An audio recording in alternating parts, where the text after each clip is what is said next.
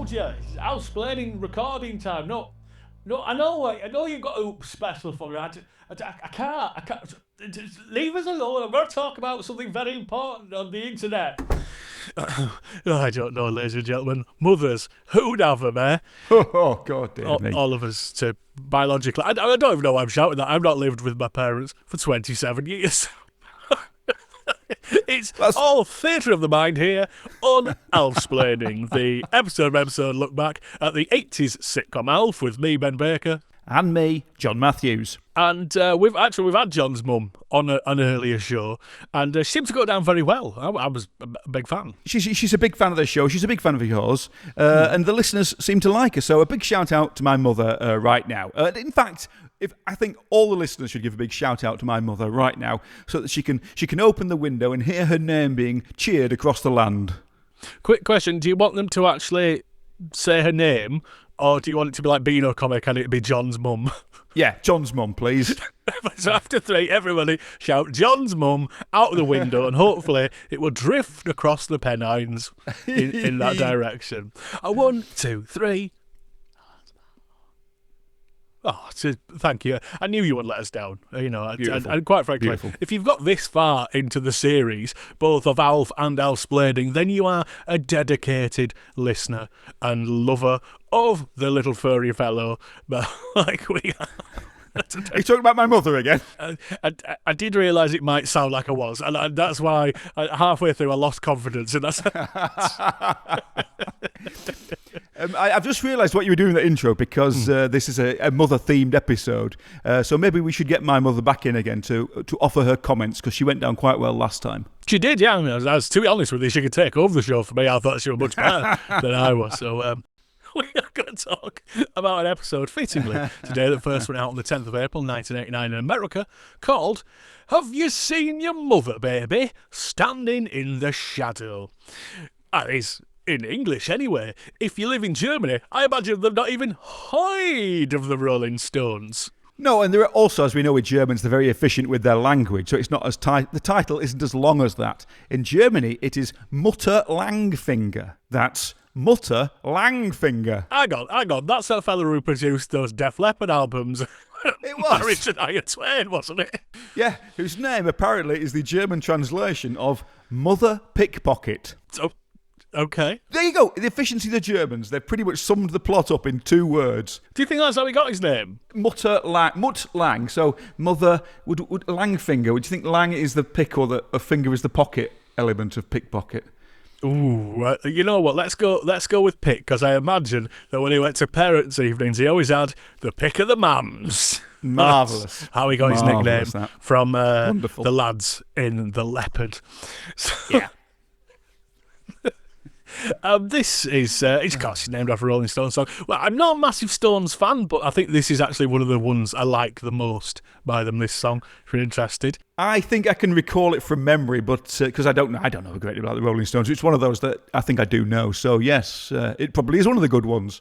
But did it help it in the ratings, do you think? No. It actually didn't do too bad. 17.6 million watched this on first airing. It's up on last week, isn't it? Yeah, so 13th between Hunter and Unsolved Mysteries. But a little bit further down is actually a show which came after Alf in the TV schedule. Okay. It had been for a long time. We talked about Valerie's family, the Hogan family and stuff. But they decided to switch it out with a new sitcom based on the movie Topper about a family that's been haunted by some crazy ghosts. One of which is played by Eric Idle. It was called... Hey, what? It was called Nearly Departed, and it was 27th that week, and the trailer for it sounds like this. Grant and Claire died in a rock slide. That's how they made headlines. We're dead and we'll just have to live with it. Now they're ghostly hosts. Grant, where are you? Who can't be seen. And they have a devil of a time sharing their old home with a new family. How can you be so cold? Cold? I'm dead. Monty Python's Eric Idle is nearly departed after Alf Monday. Have you heard of Nearly Departed then? I think I have heard of it. I don't know if it's ever come up in this podcast as in passing, but every time I think of it, I think, oh, I must watch that, and I've never quite got around to it. Much the same as that sitcom with the dummy that came to life, the ventriloquist dummy that came to life. I've never searched that out either. So this weekend, I will make it my life's work to track those down. I mean, how much time do you think you'd need to watch the full series of Nearly Departed? Each episode being 22 minutes. Yeah, I'm going to say 44 minutes. Ooh, I mean, there were 6 made in total. Okay, 2 of which were unaired. Which I find that fascinating that America would rather go, no, we've paid for it, but we're not showing that as shite. We'd rather put a repeat on. Yeah. It does make you think that, one, how sort of fortunate Alf was to get on air in the first place, and 2, to last as long as it did. We've often said this around about episode 6. It kind of felt like they were winding down, like they were expecting to get cancelled. You know, there's the episode where Alf nearly gets picked up by his space pals, and then it just kept rolling and just kept building and building until the hit of season 2. So yeah, that's very much interesting. We've got a one-time director of this one, someone who's never been on before and will never be on again since, though had gone on to do a number of sitcoms like Major Dad, Everybody Loves Raymond and Kenan and Kel. A man called Howard Storm, which is a brilliant name, isn't it? it's a great name. I did think I didn't recognise the name, but I didn't look into it any further than that. And brilliantly, when I was looking through his IMDb, apparently he did another puppet-based sitcom in America a few years after this called Scorch, which kind of fascinates me. Do you remember? Is that Ron, the ventriloquist? Yeah, Ron Lucas, two N's. Ron inverted commas, I can see your lips move, Lucas. Yeah. But he used to crop up on loads of variety shows here in the UK. Yeah, he did. But it's a testament that when you said Scorch, I immediately thought of that dragon thing. Yeah. Well, he got a sitcom which lasted pretty much the same as Nearly Departed in 1992. Meet a 1,000-year-old teenager. Scorch ate my good socks. They weren't that good. He's flamboyant. He's Scorch. Nice outfit. Premieres February 28th. And the writer, there's two writers for this one. Lisa A. Bannock, a familiar name on scripts, and Paul Fusco, which to me suggests that this was a bit of a punch-up one. Something, because it seemed like, we talked about this before, there's a lot of improvisation, clearly, on the set. And Fusco is the source of most of that, but he never gets a writing credit. So... No. Yeah, I don't know. Maybe he did actually sit down and write this one. The thing about this episode, I mean, I don't want to spoil it in any way, but it is a very solid plot. The plot is sound. It's very well structured, and it's also there's a lot of good gags in it as well. So this does pay some heed to that idea that two people put it together. We've got to start, and the family are at the dining table, having just eaten some meatloaf, a thing that continues to baffle me as a British person. Well, when it was described as actually, no, it's not meatloaf, it's Salisbury steak, i.e., as Alf says, meatloaf with an attitude. Salisbury steak confused me as well, because I didn't really know what that was. Yeah, that's another one I don't feel in any way qualified to deal with. I understand what meatloaf is, even if I may not have ever had it. Yeah. I don't really know what Salisbury steak is. Yeah. I think it's a similar sort of thing, I think, but with extra bits in it to pad it out. Hey, let us know on the socials at Alsplaining about your meat-based knowledges of these two, but not all the ones, just these two, meatloaf and Salisbury steak, if you wouldn't mind. Get in touch with Ben about that. Don't bother me with your meat-based anecdotes. No, I tell you what, ring John's mum. She'll be quite happy to converse in it, I'm quite sure. But this is basically used as a jab at Kate's bad cooking, which sort of swerves the fact that she's now 13 months pregnant at this point. The neighbour kid Jake appears and is invited in for some brandy and cigars by Alf, which I love the fact that Willie just really goes, no, that's not. It's like he's aware there's no brandy and cigars, you know. We're nearly 3 seasons in now, and Willie can't tell when Alf's joking and not. So Jake can't stay, as he's just popping in to borrow some fresh fennel for his relatives, the Ockmanecks, who live over the road. When he tries to leave, Willie actively grabs him by the shoulder and says, "We haven't seen you around here for a while," which feels odd because he's been in loads of episodes recently. There's been a glut of Jake-based episodes, and when Jake then sort of says it only turns out he's not been around for a couple of days. It's a kind of a nice thing. Willie sees Jake as the son he's always wanted.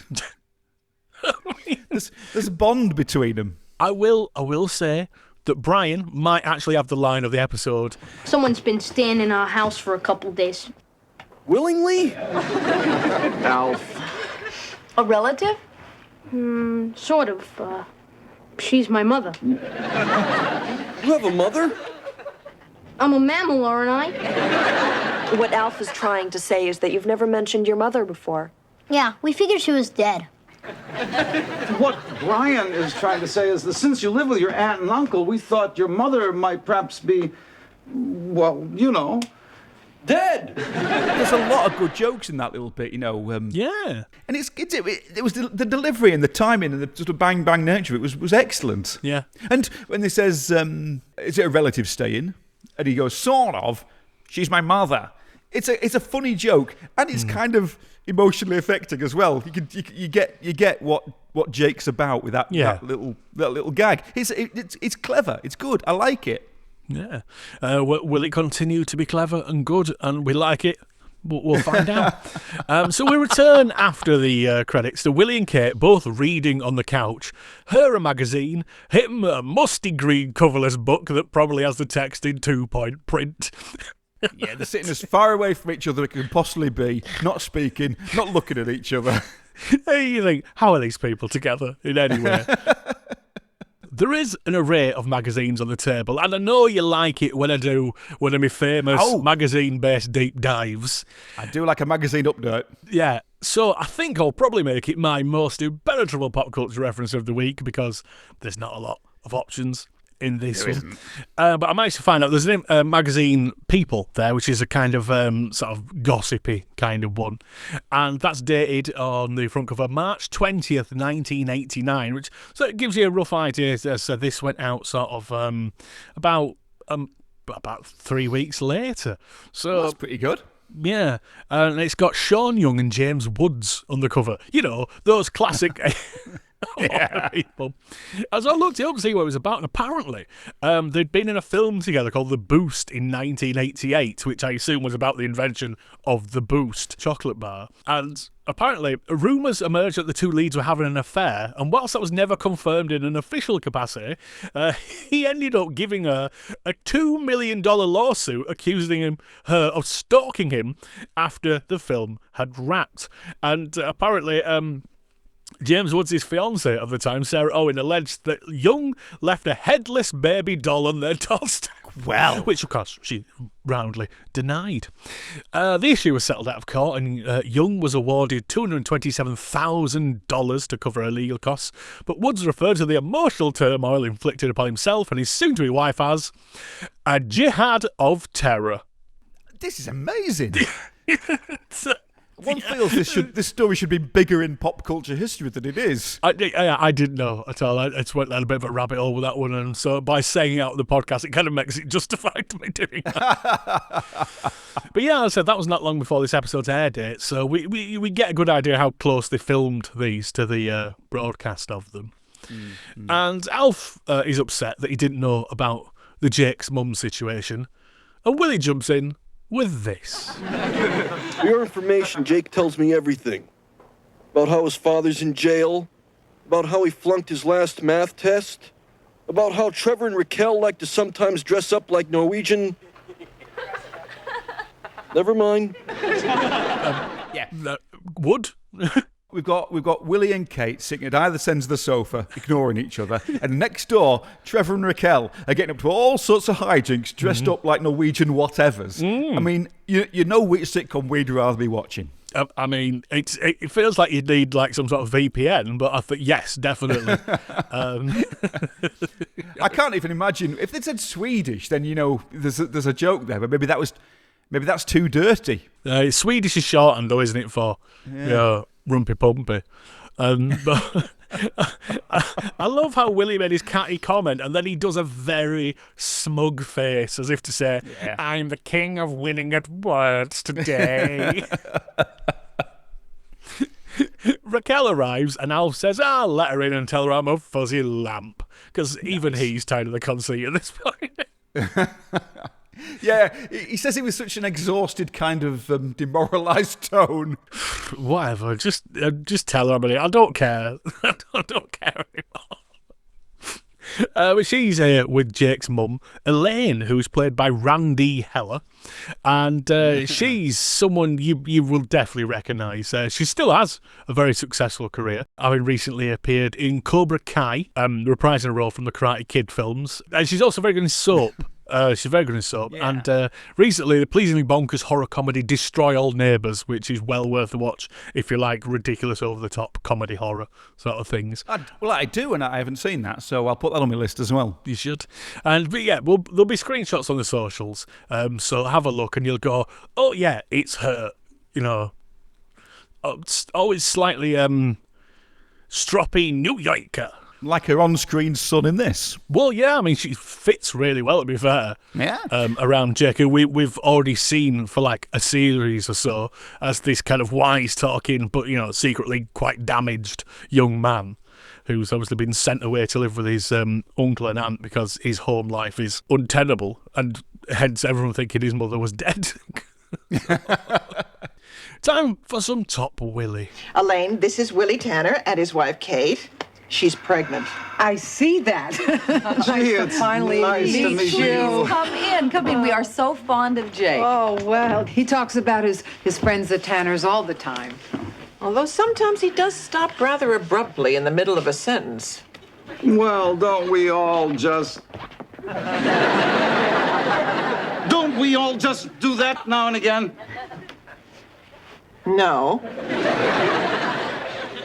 So I just love that Willie, he's so used to filling in, because there's always shenanigans going on, and I love that the autopilot Willie now just kicks in all the time. He's like, here's a thing I have to explain. And, you know, especially you turn around and Alf's got a lamp on his head, a lampshade on his head, just walking around.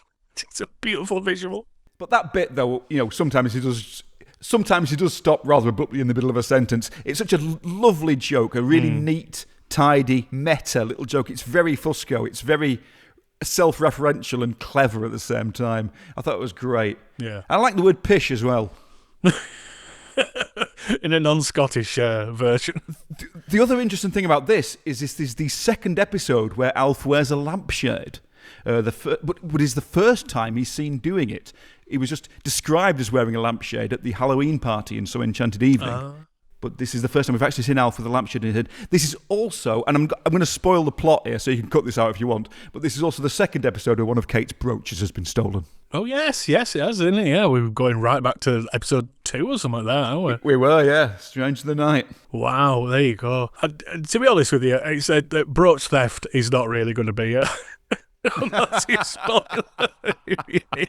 I'm assuming everybody's seen the episode already, but if they're watching this without ever having seen the episode, I want to put that spoiler alert up ahead of time. I couldn't imagine anyone would not watch the episode of Alf several times before listening to these, because as everyone always tells us, I love Alfsplaining. I watch all the episodes many times whilst listening. I'm a big fan. That's what people say to us. On an unrelated topic, we do have some merchandise available on Fourth Wall, one of which says, I've never seen Alf. We do. Please do buy it. And we can eat as they're going to do on Alf, as Raquel's invited themselves around for dinner. Bravo. Yes. I love how she's just gone around there and go, oh, good, do dinner. Thanks. Okay.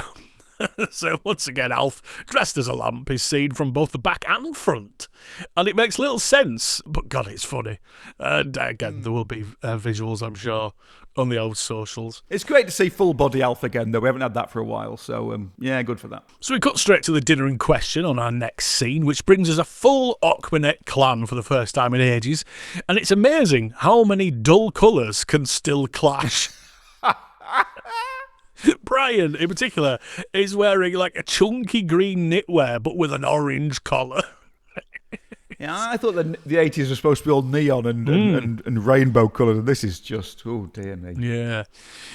So Jake is acting nervous and keen for the dinner to be over, and whilst Alf's upstairs, waiting with his typical grace and good humour, Lynn, dressed as Series 1 Cat from Red Dwarf, visits him with a basket of grub, pointing out it's nicer than the garage. And you do think, yeah, he's in the house now, and what if someone makes a wrong turn whilst looking for the bog? Or... this is just a pet theory of mine. Okay. Follows the huge bellowing from upstairs by a Jewish man. It's just slight. It's audible. It's audible. But Alf's train of thought here is quite fun because he now posits the idea that Jake's mother is in fact his father in disguise to avoid doing hard time on the rock. Now, as there's never been any mention of Jake's mother before in this entire series, it's quite a fun little explanation for me. Why doesn't his mind go like that? It's absolutely expected of the boy. Yeah. You could almost build it up over episodes, You'd say, oh, Jake's mother would be like this, I'd be like this later, and then we actually meet her and she's not. Because she's just a perfectly nice, middle-aged woman, as it turns out. There was an excellent gag at the end of that attic scene where Alf goes, to quote a famous deli owner on Melmac, something is awry, which I really enjoyed and I thought was very, very clever. I love that, so we come downstairs after that, and it's just an awkward meal. And it shouldn't be, because Trevor's there, and Trevor is the life and soul of all parties. And even his fun anecdote about some pigeons shitting everywhere does not bring the levity we would all hope for and expect. The way he says, the place looked like it was stuccoed, was just brilliant. It shows a level of artistic intellect that the character doesn't purvey all the time. And then Raquel tells him off for telling the story, and he goes, it's not like I was making it up. And the fact it was true allows him to tell it at the dinner table. Trevor's great. Even when Trevor wasn't on screen earlier and Jake came around saying, have you got any fresh fennel? Trevor doesn't like the dry stuff. He's a man of complicated tastes. Yes, absolutely. And he wants all the tastes at this particular meal. Elaine, who is Jake's mum, excuses herself to use the facilities. Unfortunately, at the same time, Alf also needs to do a big Mel Mackey and Waz. And as he pops downstairs to use the bathroom in Kate and Willie's bedroom, he sees her, and she is, not particularly spoilers because we've mentioned it already, stealing a brooch. Whilst this piece of music, apparently sourced from a Harold Lloyd short, plays out.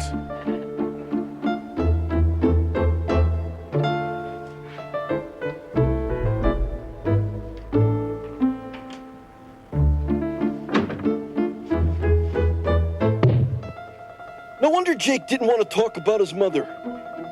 She's a crook. It was very odd, isn't it? Actually having a sort of a score, an underscore to the episode was very strange. I wrote very classy, but you're kind of right. It is a bit Harold Lloyd, isn't it? So dinner is now over, and Jake can't wait to get everyone out, but Trevor's still scrolling as they leave. Which is lovely gag from Raquel here, where she says, "Several items were simply delicious, Kate." Of course, the second the door is shut, Alf is straight downstairs to reveal what he knows. Aha! But if I was in the garage, I wouldn't have found out what I found out. What did you find out? I'll give you a hint. It's what I did to your hearts the day I came here. Break. I said hearts, not house. Stop trying to change the subject, Alf. You know that you were supposed to stay in the attic. I'm not trying to change the subject. Okay, I am. But this is really, really good. You want to hear it? No. I love the fact he says he caught Elaine doing the old five-finger fandango, which, I'll be honest, is one of my favourite tricks in the boudoir as well.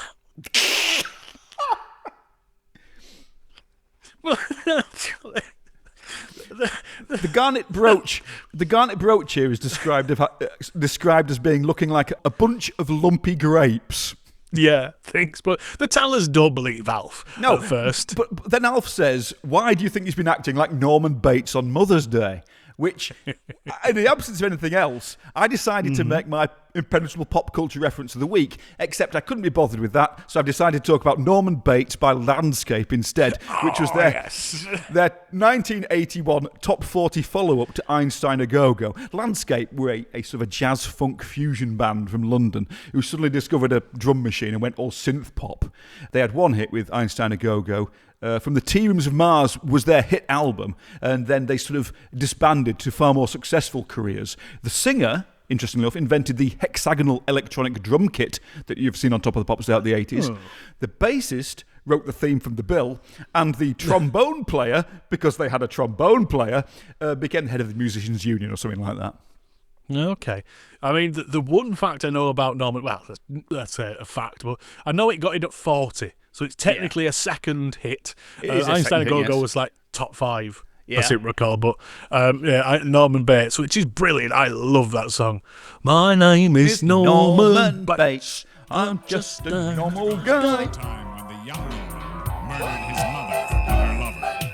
Unable to face the horror of his crime, he became both mother and son.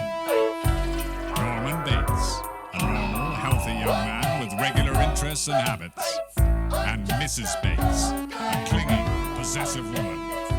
After that, they sort of split up and three of them got back together as Landscape 3, who did a couple of fairly decent singles that peaked in the low hundreds. But it's well worth a look if you don't mind wading into a lot of jazz funk. I do. Yeah, me too. So I love the fact sometimes we get really clever lines in Alf, and sometimes Brian just goes, "It takes Mum a crook." It's not a crook, but definitely a cook. Willie basically just lets Alf deal with it. He says, "I'll go and talk to Jake and deal things." At that point, they also mention she's an alcoholic by marriage, so she married Raquel's brother or Trevor's brother. One of them is in jail. I assume Trevor's brother is the one who's in jail. If it was Raquel's brother, that wouldn't really seem right.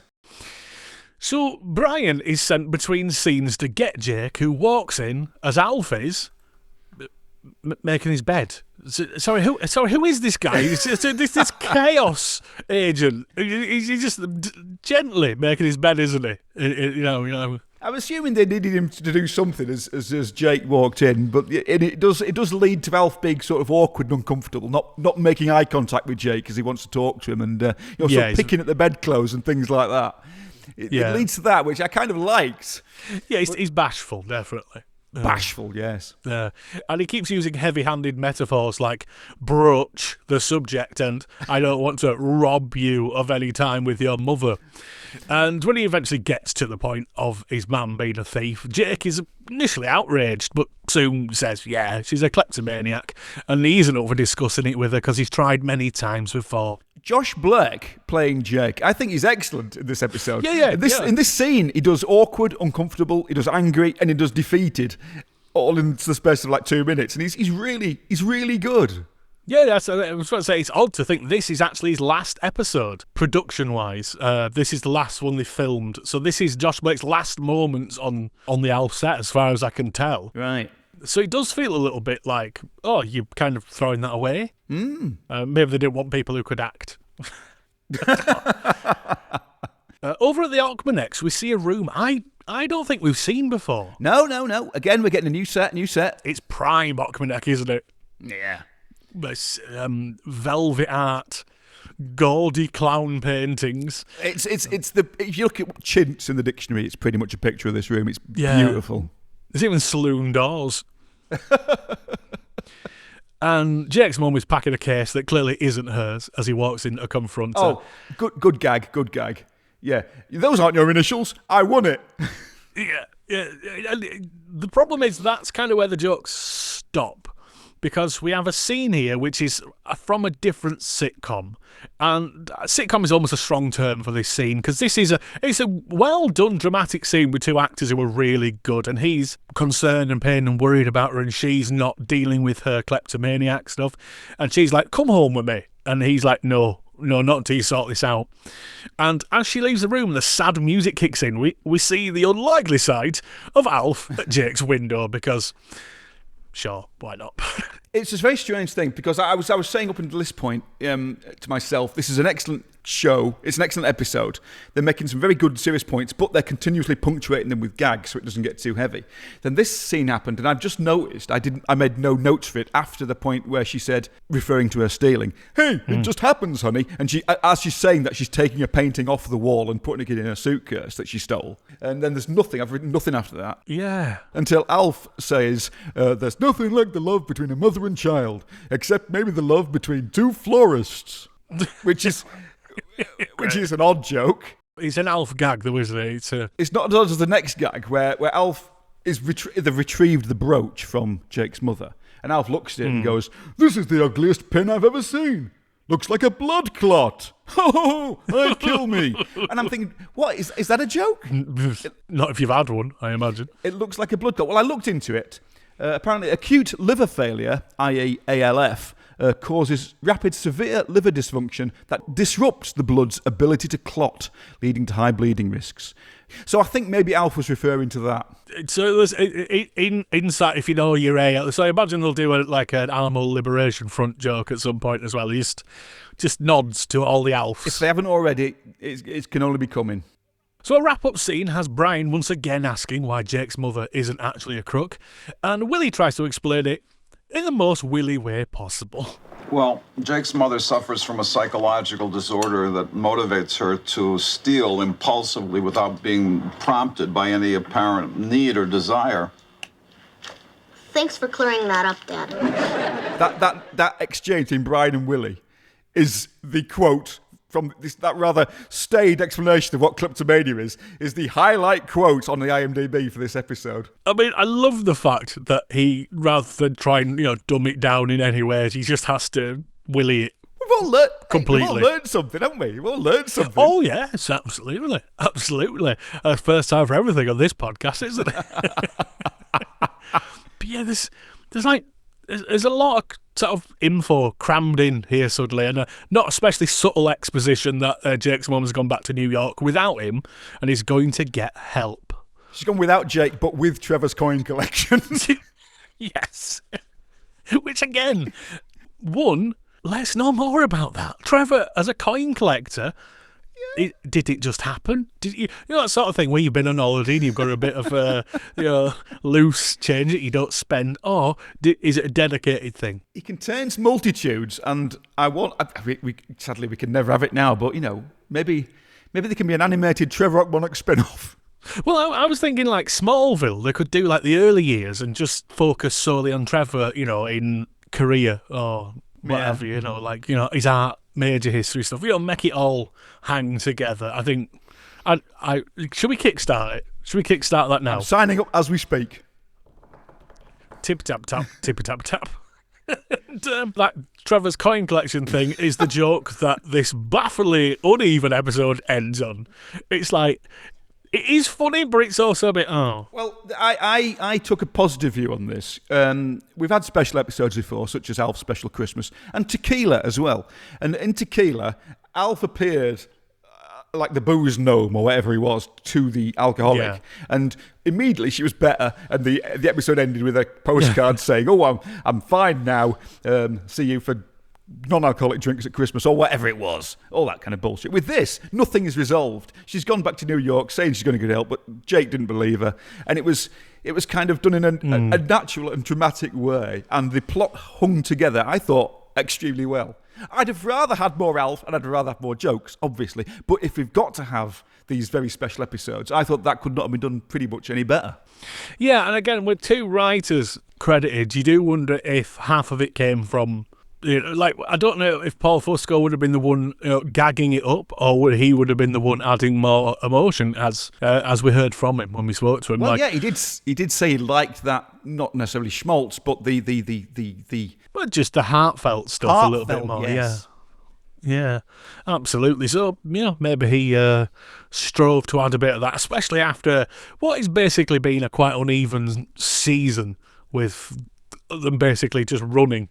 And, as soon as they catch up with the stuff on the strike, Anshine gets pregnant and everything needs rewriting. And, the fact that we are approaching the end of this season is it could not have gone a miracle. It could not have gone worse, to be honest. And we've got when we do our season look back, we'll have to bear that in mind. Yeah. MVP of the episode, our favourite character. And I've never thought this about any other episode, but in this one, it's definitely Jake. It is Jake as a character. Without a question. He finally gets a little bit of fleshed out, a little bit more, a little bit of meat on the bones. And again, it's acting that probably shouldn't be in a playful series like Alf so much, but the fact that they've got someone to do it who could do it makes a big difference, I think. This is like his audition tape for a great and glorious career that comes on. But I'm just looking now, and he was in the famous Teddy Z for 20 episodes. The famous Teddy Z. But yeah, nothing really else other than one episode of things here and there. So what did he say? Is he a lawyer now? I think so. He's under the name Josh Buxbaum. Maybe in his real life. I must try and get in touch with him. And we shouldn't dox people on the podcast. But again, if you can put us in contact with anyone, even tangentially related to the world of Alf, please get in contact with us. Josh Buxbaum is the co-founder of Web Purify, a content moderation platform. Josh is going to tell us, I'm looking at a thing on YouTube now, about how they're trying to keep us all safe from dangerous people on the internet. So, good for him. Hopefully not us, though, because we're not dangerous, we're lovely. And I imagine you'd want more of us in your life. Why wouldn't you? You know, it's purely common sense to want more Alf-splaining. And where can they find more Alf-splaining, John? If you type Alf-splaining into your search engine of choice, you will find everything we've ever done. That's from the Instagram page, I think we're even on TikTok. There's the Friends of Alf-splaining group on Facebook, Blue Sky, Snapchat, Bebo, Truth Social, you name it, we're there. Yep, safe facts. Back of the doors at the Bread Pig, I've written it there as well, in Tipex. For good times, see, Alf-splaining. Yeah. We've never given anybody a good time, have we? I mean, if you collate all of the times into one, we might have just got one out of the three series. And on Patreon, at Alf-splaining Extra, where you can give us a little bit of cash and we'll get tons of extra content out of us. That's also available. Yeah, it is, and please do. Please like, subscribe, comment and share, because all that helps the algorithm to keep the Alf-splaining train rolling. It really does. And with a bit of luck, if you do that, our plan will come back. And she'll stop thieving Fabergé eggs. Oh, that reminds me, it's scrambled Fabergé eggs for tea tonight. I'm coming round yours for tea. Ta-da, everybody. Ta-da. Bye, everybody. Bye-bye.